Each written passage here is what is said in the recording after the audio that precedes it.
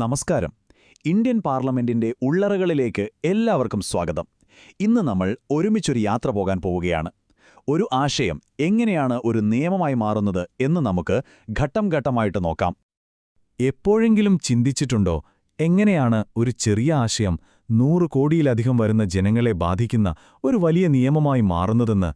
ഈ യാത്രയുണ്ടല്ലോ, അത് കുറച്ച് സങ്കീർണമാണ്. പക്ഷേ നമ്മുടെ ജനാധിപത്യത്തിന് ഇത് കൂടിയേ തീരൂ. അപ്പോ ഈ കഥ നടക്കുന്നത് എവിടെയാണെന്നല്ലേ? നമ്മുടെ ഇന്ത്യൻ പാർലമെന്റിൽ, ഇന്ത്യയിലെ ഏറ്റവും വലിയ ജനാധിപത്യ സ്ഥാപനം. ജനങ്ങളുടെ അഭിപ്രായങ്ങളും ആവശ്യങ്ങളും ചർച്ച ചെയ്ത് രാജ്യത്തിന്റെ നിയമങ്ങളാക്കി മാറ്റുന്നത് ഇവിടെ വെച്ചാണ്. ശരി, അപ്പോൾ നമുക്ക് ആദ്യത്തെ ഭാഗത്തേക്ക് പോകാം. പാർലമെന്റ്, അതായത് ആശയങ്ങൾ നിയമങ്ങളായി മാറുന്ന ആ ഒരു സ്ഥലം. ഒരു ബില്ലിന്റെ യാത്ര തുടങ്ങുന്നത് ഇവിടെ നിന്നാണ്. അപ്പോൾ നമ്മുടെ ഈ കഥയിലെ ഹീറോ ആരാണെന്നോ?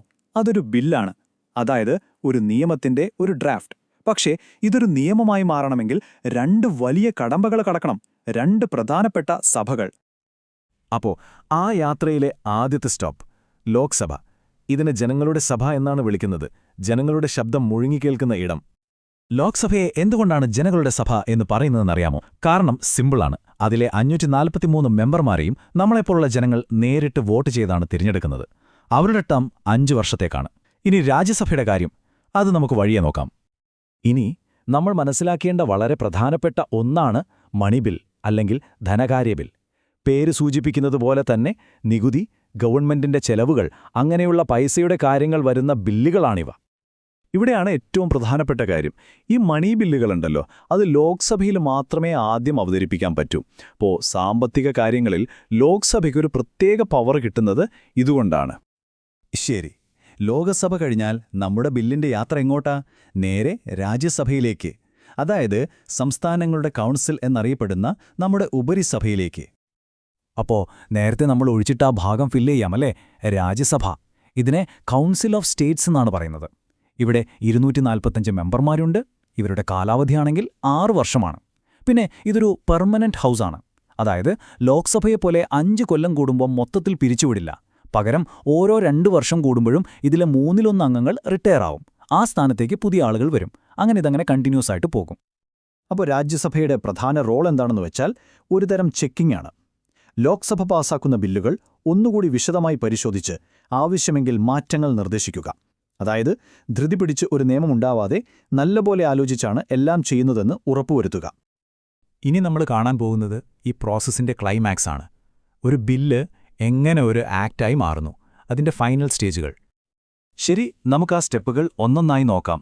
സ്റ്റെപ്പ് 1, ഒരു മിനിസ്ട്രി ബില്ലിന്റെ ഡ്രാഫ്റ്റ് ഉണ്ടാക്കുന്നു. Step 2, first reading. ഇത് വലിയ സംഭവമൊന്നുമല്ല. ബിൽ സഭയിൽ ജസ്റ്റ് ഒന്ന് ഇൻട്രൊഡ്യൂസ് ചെയ്യുന്നു, അത്രയുള്ളൂ. Step 3, second reading. ഇവിടെയാണ് കാര്യമായി ചർച്ചകൾ നടക്കുന്നത്. ബില്ലിന്റെ പൊതുവായ കാര്യങ്ങളൊക്കെ ചർച്ച ചെയ്യും. Step 4, committee stage.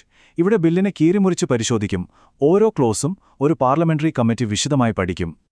കമ്മിറ്റിയുടെ പരിശോധനയൊക്കെ കഴിഞ്ഞ് റിപ്പോർട്ട് വന്നാൽ അടുത്തത് തേർഡ് റീഡിംഗ് ആണ്. ഇവിടെ ഫൈനൽ ചർച്ചയും പിന്നെ വോട്ടിംഗും നടക്കും. ഒരു ഹൗസിൽ പാസ്സായാൽ അടുത്ത ഹൗസിലേക്ക് വിടും. അവിടെയും ഇതേ പ്രോസസ്സൊക്കെ ആവർത്തിക്കും. അങ്ങനെ 2 സഭകളും പാസ്സാക്കി കഴിഞ്ഞാൽ ബില്ല് നേരെ പോകുന്നത് രാഷ്ട്രപതിയുടെ അടുത്തേക്കാണ്. അദ്ദേഹത്തിന്റെ ഒപ്പ് കിട്ടാൻ രാഷ്ട്രപതി ഒപ്പുവെച്ച് അത് ഗസറ്റിൽ പബ്ലിഷ് ചെയ്യുന്ന നിമിഷം ആ ബില്ല് നമ്മുടെ രാജ്യത്തിന്റെ നിയമമായി മാറി. ആ ഗസറ്റ് നോട്ടിഫിക്കേഷനാണ് അതിന് നിയമപ്രാബല്യം കൊടുക്കുന്നത്. പക്ഷേ ഒരു സംശയം, ഈ 2 സഭകളും ഒരു ബില്ലിന്റെ കാര്യത്തിൽ അങ്ങോട്ടും ഇങ്ങോട്ടും യോജിച്ചില്ലെങ്കിലോ? ഒരാൾ പാസാക്കി, മറ്റേയാൾ സമ്മതിച്ചില്ല. അപ്പോൾ എന്തു ചെയ്യും? ഇതൊരു വലിയ ചോദ്യമാണല്ലേ? അതിനും നമ്മുടെ ഭരണഘടനയിൽ ഒരു വഴിയുണ്ട്. അതാണ് ജോയിന്റ് സിറ്റിംഗ്, അല്ലെങ്കിൽ സംയുക്ത സമ്മേളനം. ആ ഒരു ഡെഡ് ലോക്ക് തീർക്കാൻ വേണ്ടി രാഷ്ട്രപതിക്ക് 2 സഭകളെയും ഒരുമിച്ച് ഒരിടത്ത് വിളിച്ചുകൂട്ടി വോട്ടിനിടാൻ പറ്റും. അപ്പോ ഒരു ബില്ല് നിയമമാകുന്നതിന്റെ തൊട്ടുമുമ്പുള്ള ആ ഫൈനൽ സ്റ്റെപ്പാണ് പ്രസിഡന്റിന്റെ ഒപ്പ്. രാഷ്ട്രപതിക്ക് 3 കാര്യങ്ങൾ ചെയ്യാം. ഒന്നെങ്കിൽ ഒപ്പിട്ട് നിയമമാക്കാം, അല്ലെങ്കിൽ അത് അവിടെ തന്നെ പിടിച്ചുവെക്കാം, അതുമല്ലെങ്കിൽ ഒന്നുകൂടി നോക്കാൻ പറഞ്ഞ് സഭയിലേക്ക് തന്നെ തിരിച്ചയക്കാം. ഇനി നമുക്കിതിൻ്റെയൊക്കെ പ്രാധാന്യത്തെക്കുറിച്ചൊന്ന് സംസാരിക്കാം. എന്തിനാണ് ഇത്രയും കോംപ്ലിക്കേറ്റഡ് ആയിട്ടുള്ള പല സ്റ്റെപ്പുകളുള്ള ഒരു പ്രോസസ്സ് ഇതിന് വെച്ചിരിക്കുന്നത്? കാരണം നമ്മുടെ ജനാധിപത്യത്തിൽ ഇത് വളരെ പ്രധാനപ്പെട്ടതാണ്. നോക്കൂ, ഈ പ്രോസസ്സ് കാരണം എല്ലാം സുതാര്യമാവുന്നു, നല്ലപോലെ പരിശോധിക്കപ്പെടുന്നു. ആർക്കും അധികാരം ദുരുപയോഗം ചെയ്യാൻ പറ്റില്ല.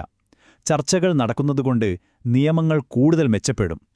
രാജ്യസഭ ഉള്ളതുകൊണ്ട് സ്റ്റേറ്റുകളുടെ അഭിപ്രായങ്ങൾക്കും വിലയുണ്ടാകും.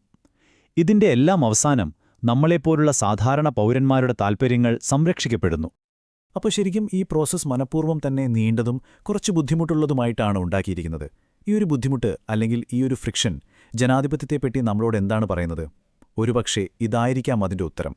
എടുത്തുചാടി തീരുമാനങ്ങൾ എടുക്കുന്നതിനേക്കാൾ എത്രയോ നല്ലതാണ് നല്ലപോലെ ചർച്ച ചെയ്ത് എല്ലാവരുടെയും അഭിപ്രായം കേട്ട് തീരുമാനമെടുക്കുന്നത്.